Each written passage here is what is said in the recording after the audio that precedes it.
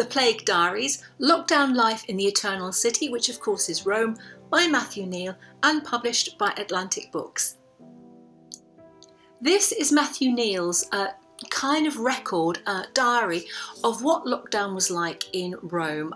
He starts out on the 10th of March, looks back a little bit as it builds up to that day, and continues for 7 weeks and goes right up to the beginning of May, when some of the restrictions in Rome were eased. Now, of course, in England, we didn't lock down for another 2 weeks, and as part of his diary, he looks to his home country where he was born and worries that the severity of the situation, which of course everybody could see in the northern part of Italy in Bergamo, was escalating at a vast rate. I remember seeing, the footage of those lorries full of bodies, and we were still kind of hovering around knowing what to do in England. So this is a very interesting look at what it was like to be in Rome, what the experiences were, and of course some of the experiences are incredibly similar to what was going on in England, but there are subtle differences, and that's what makes it so very interesting.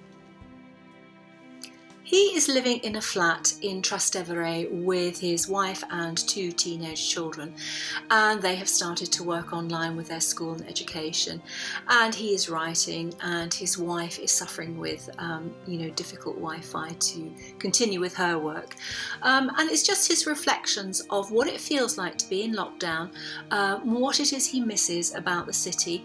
At first the restrictions meant you could sort of go out within your postcode, and then they reduced it to a 300-metre radius from where you lived, and you would have to fill out forms to justify why you might be out, and that would change 2, 3, 4 times over the period of lockdown, and if a policeman asked you, you would have to justify why you were out and about.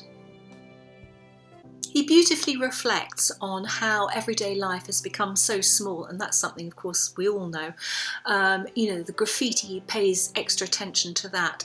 He lives in Trastevere. He misses the market in Testaccio, being able to look and buy all the vegetables that you really, really want. He came to some other arrangement, as we all have had to, over the internet. He talks about the wonderful tomato seller who only had 4 different types of tomatoes, but they were just wonderful.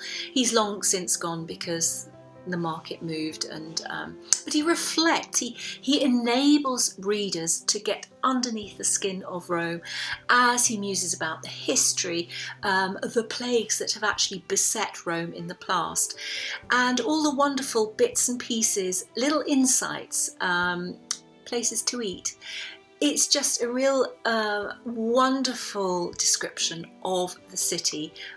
Yes, it's in lockdown, but it still has its character, it still has its people, it still has its memories for him, and he wonderfully brings them to life. You can really hear through the words on the page his passion for his adopted city. He brings you both the positives and the negatives, the red tape, the driving, of course. He reflects about his position, how he is part German heritage, part English, and now living in Italy. And he reflects again about Theresa May's quirky, odd statement that if you are of mixed heritage, you are a citizen of nowhere. Fits him perfectly, and that is a very regretful thing, I think she said, because most of us are mixed heritage. He looks at what Brexit means. He is sad about that. He looks at his city through the eyes of somebody who is a foreigner and can appreciate the real benefits of living in Europe.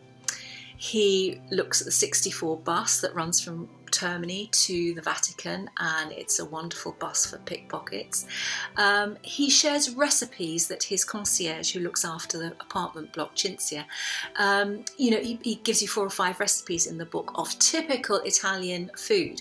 So this is a wonderful way to travel to Rome. It's very pertinent, obviously, because it's set during COVID times, but it's wonderfully flavourful.